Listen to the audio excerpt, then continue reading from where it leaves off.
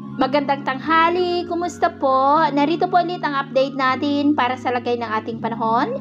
Ngayong tanghali po ng January 14, 2024 na kung saan sa ngayon ay patuloy pa rin na umaabot ang ridge ng high pressure area na mula po dyan sa southern part ng Japan dito po sa northern part ng Luzon, habang ang shear line ay patuloy pa rin na nakakaapekto sa southern Luzon at Visayas, at easterlies pa rin ang hangin na umiiral po dyan sa may Mindanao. At ito naman ay pinapakita ng forecast model natin pong ginagamit hanggang po sa susunod na 2 linggo. At sa lagay ng ating panahon, ngayong tanghali ay maayos ang panahon sa malaking bahagi ng ating bansa, pero may tsansa pa rin ng maulap na kalangitan with isolated rains dyan po sa ilang bahagi ng Bicol Region, Oriental Mindoro, Palawan, Panay Island, Leyte, Bohol, Dinagat Island, Surigao del Sur at Tawi-Tawi.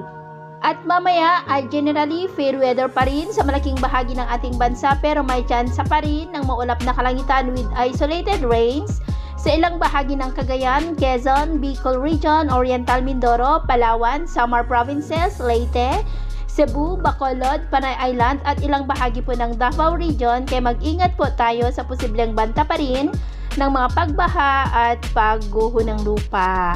Pati naman pong mga baybayin, matataas pa rin ang mga alon sa silangang baybayin ng ating bansa, maging po sa seaboard ng extreme northern Luzon, seaboard ng Ilocos Norte at seaboard ng Palawan. Ng mga alon ay posibleng aabot hanggang po sa 2 to 4 meters height.